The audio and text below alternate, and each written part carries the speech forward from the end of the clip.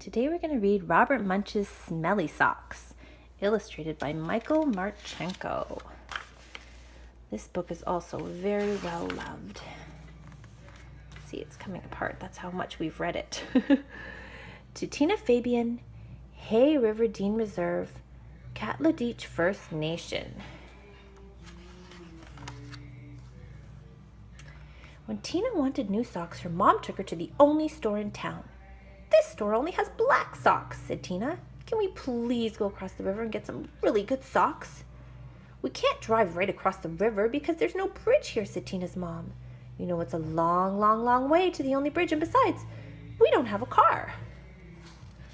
Look at all the doggies. So Tina went to her grandfather and said, "Can you please take me across the river in your boat? I want to buy some really good socks." "The motor's not working on the boat," said her grandfather. "Row," said Tina. "We can row. I will row, and you can sit in the back of the boat." "You will row?" said her grandfather. "Oh, yes," said Tina. "Rowing is easy." So Tina got in the boat and rowed slowly. Splash, splash, splash, splash. And the boat went in slow circles. Swish, swish, swish. Tina rowed fast. Splash, splash, splash, splash, splash, splash, splash. And the boat went in fast circles. Swish, swish, swish, swish, swish, swish, swish. "This boat has forgotten how to row," said Tina. Look at Tina. Looks like she's working pretty hard to row that boat. "You sit in the back and tell me what to do," said her grandfather. So Tina sat in the back and told her grandfather how to row, and her grandfather rowed all the way across the river. Then they walked all the way through the town to the big sock store. Can you find the big sock store?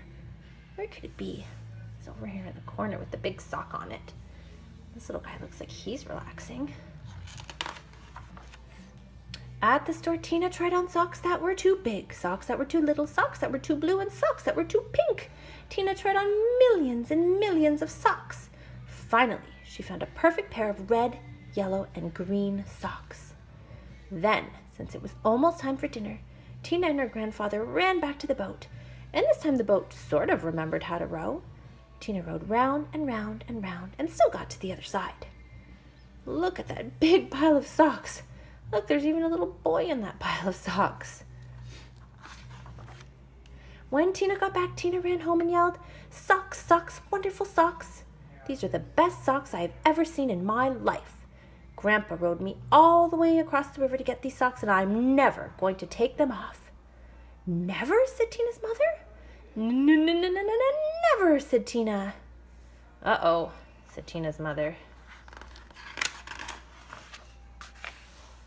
So Tina wore her socks for a long time. She wore them for 1, 2, 3, 4, 5, 6, 7, 8, 9, 10 whole days.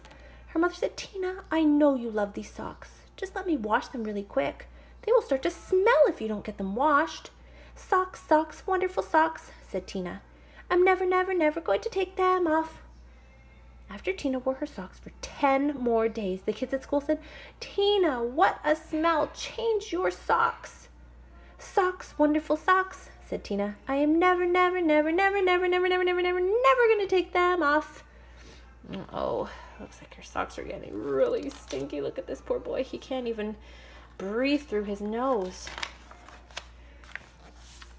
After Tina wore her socks for 10 more days, a whole flock of Canada geese flew over her house and dropped right out of the sky from the smell. 2 moose walked through her yard and fell over from the smell. Ducks, raccoons, and squirrels fell over when she walked to school. Oh my goodness, can we find the flock of Canada geese falling out of the sky? Where are they? Are they over here? How many of them are there? Let's count them. Let's see, ready? 1, 2, 3, 4, 5, 6, 7, 8, 9. 9 Canada geese. Oh my goodness. Finally, even a skunk fell over from the smell. Whoa, if a skunk falls over from the smell, you know they've got to be pretty stinky. Tina's friends decided to do something. They all came to her house and knocked on the door. Balam, balam, balam, balam, balam. When Tina opened the door, they grabbed her and carried her to the river. Then they held their noses and took off her socks. Some of the kids held Tina, and some of the kids washed the socks. Scrub, scrub, scrub, scrub, scrub. All the fish in the river floated up to the top and acted like they were dead. Uh-oh. The kids washed some more. Scrub, scrub, scrub, scrub, scrub. All the beavers ran out of the river and went to live with Tina's grandfather. They washed some more. Scrub, scrub, scrub, scrub, scrub. Far down the river, people said, "How come the river smells like dirty socks?" How does Tina's grandfather look? He looks a little surprised. What are all these animals doing at my house? Finally, the socks were clean. Oh, wow, said Tina. They look nicer when they are clean. Wow, said Tina. They smell nicer when they are clean. Wow, said Tina. They feel nicer when they are clean. Tina put on the socks and said, "I'm going to wear clean socks from now on." Yay! Beavers left her grandfather's house and went back into the river. The Canada geese got up off the ground and flew away. The fish decided that they were not dead after all and jumped and splashed in the river. That bear looks pretty relieved that her socks are no longer stinky. Tina went to her mom and said, "My socks are nice and clean, and I think it would be very nice if you took me to town to get me a nice new red, yellow, and green shirt." "Promise to wash it," said her mom. "Oh no," said Tina. "If I wait long enough, the kids at school will wash it for me." Who's she got here? Looks like she's made best friends with the skunk, who also has little socks just like her. Oh no! She didn't wash her shirt or her socks, and what did her friends do? That's right, they threw her in the river.